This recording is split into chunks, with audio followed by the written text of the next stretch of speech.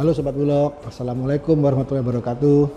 Perkenalkan, nama saya Andin Khalid. Kebetulan sekarang bertugas di divisi marketing, Direktorat Bisnis. Saya ditempatkan saat ini sebagai Kasubdif Strategi Pemasaran. Nah, pada kali ini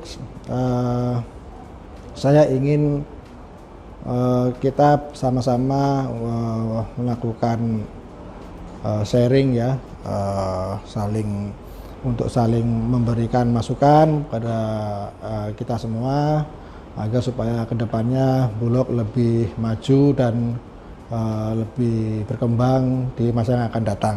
Tema kali ini yang akan ingin saya sharing dengan teman-teman adalah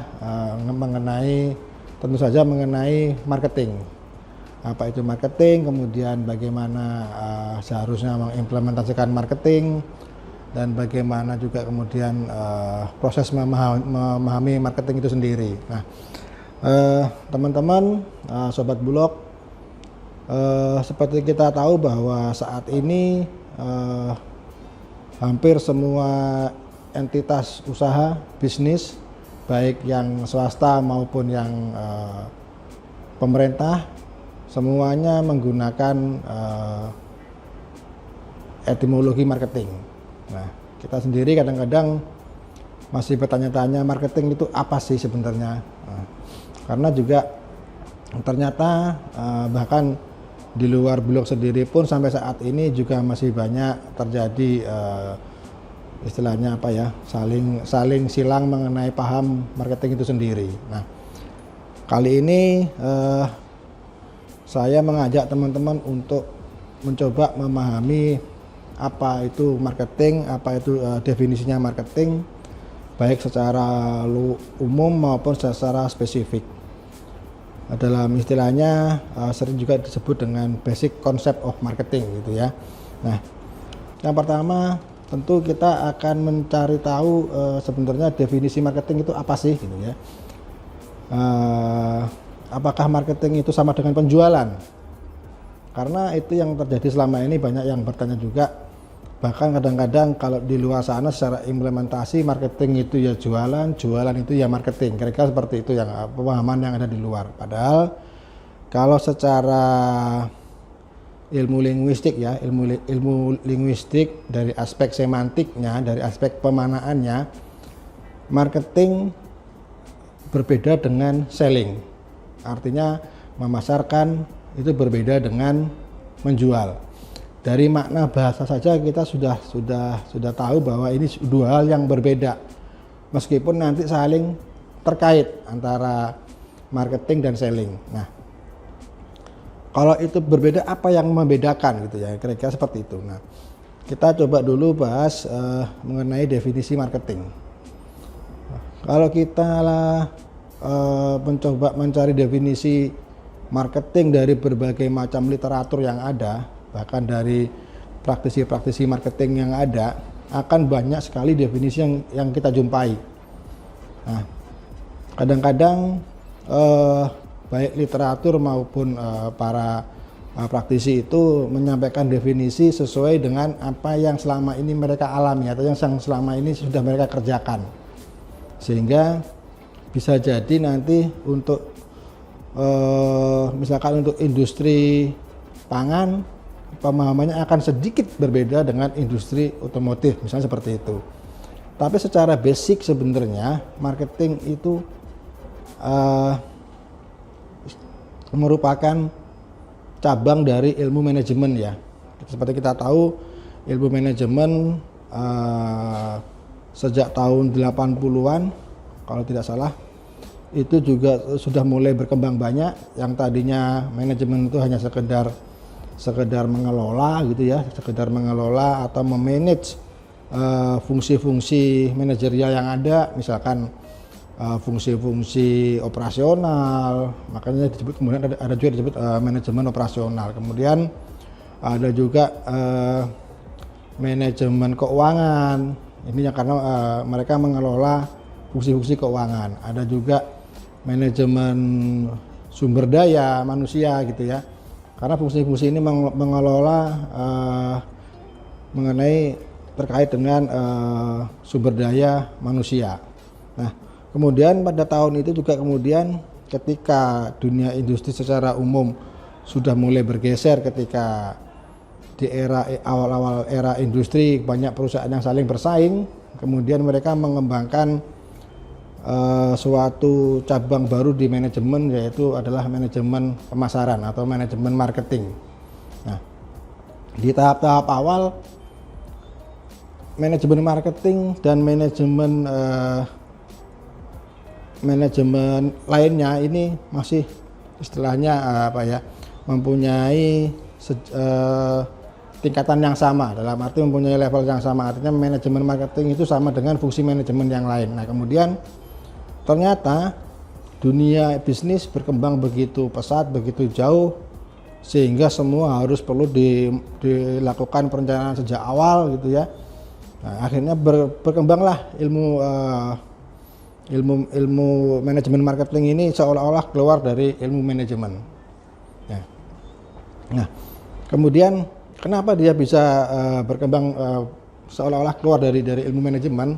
Karena dia kemudian dipelajari secara lebih detail lagi. Nah, apa yang dipelajari di ilmu marketing, yaitu yang pertama adalah ilmu marketing itu mencoba mengidentifikasi pasar.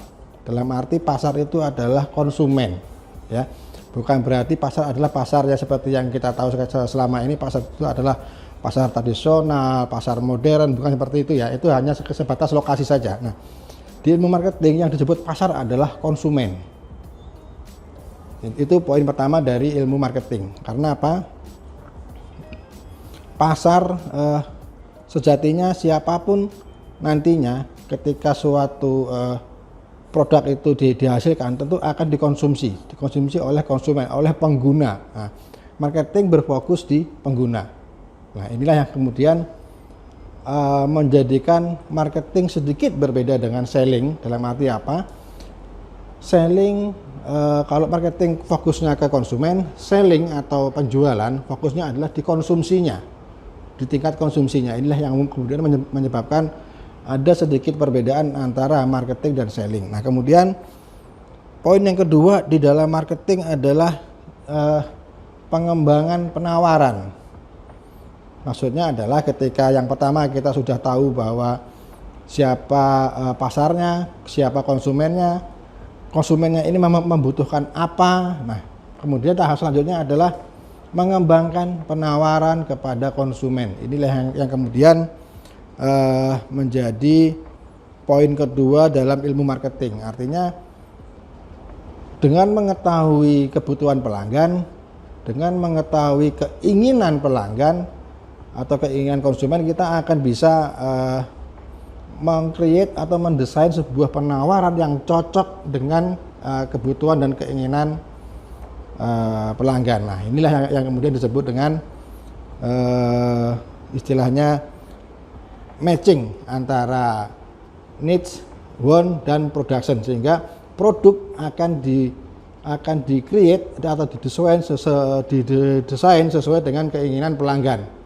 Nah, yang ketiga, yang terpenting lagi dalam ilmu marketing adalah mengenai komunikasi dan eksekusi penjualan. Nah, inilah kemudian mengapa dalam marketing selalu ada yang namanya kegiatan-kegiatan komunikasi pemasaran, antara lain misalkan dengan iklan, kemudian apalagi sekarang dengan maraknya konten-konten media sosial, makanya sekarang berkembang lagi lah marketing menjadi digital marketing segala macam. Nah, tetapi tidak bergeser dari 3 hal tadi, yaitu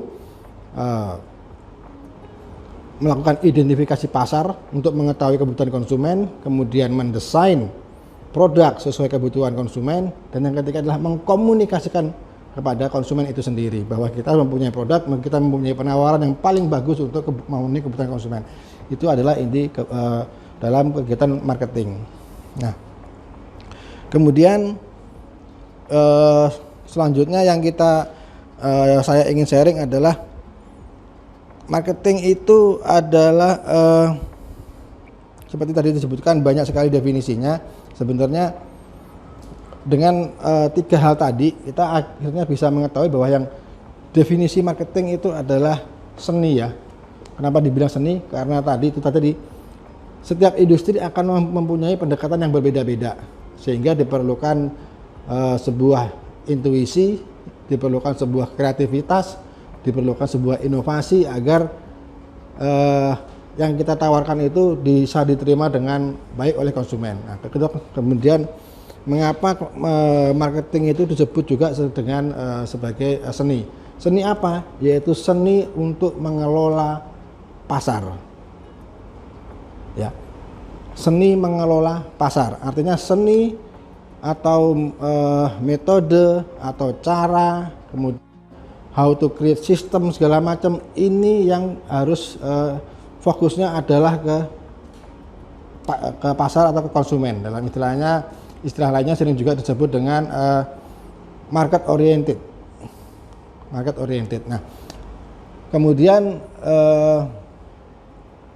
salah satu contoh implementasi dari marketing yang sebenarnya kadang-kadang terlihat sepele tapi itu dampaknya besar, itu sering kita lupakan, itu adalah menjalin hubungan dengan konsumen. Nah, ini pun juga merupakan salah satu strategi dalam ilmu pemasaran. Seperti kita tahulah bahwa Sobat Bulog ketika masih ada Raskin dulu itu selalu berkoordinasi dengan Pemda segala macam, ya kan? Tetapi waktu itu kan karena Raskin ini program pemerintah, kemudian sudah ditentukan juknisnya, sudah ditentukan juga siapa pelanggannya, kemudian ini yang kemudian membuat kita terlena seolah-olah pasar itu selalu ada, gitu ya. Nah, ini kemudian berbeda ketika tahun 2019 ketika Raskin benar-benar dicabut, kita menjadi semacam ya seolah-olah kita kehilangan pasar, gitu ya. Sebenarnya tidak loh, sobat-sobat Bulog. Pasar itu tetap ada. Artinya selama masih ada masyarakat yang mengkonsumsi beras atau selama masih ada orang yang makan beras, pasar beras itu pasti ada. Apalagi komoditi beras ini adalah kebutuhan pokok yang tidak akan pernah betul-betul hilang dari kebutuhan masyarakat. Nah, cuman kadang-kadang kita lupa. Kalau biasanya dulu kita melakukan pendekatan dengan Pemda itu melalui rapat-rapat dinas segala macam, kita berkoordinasi untuk menjalin hubungan itu sifatnya normatif, kedinasan. Itu kemudian ketika Raskin hilang, itu tidak kita lakukan lagi koordinasi dengan Pemda, ya. Sebenarnya secara ilmu marketing itu menjaga hubungan dengan pelanggan atau menjalin hubungan dengan market itu sangat perlu. Cuma seharusnya bisa juga dialihkan, gitu ya.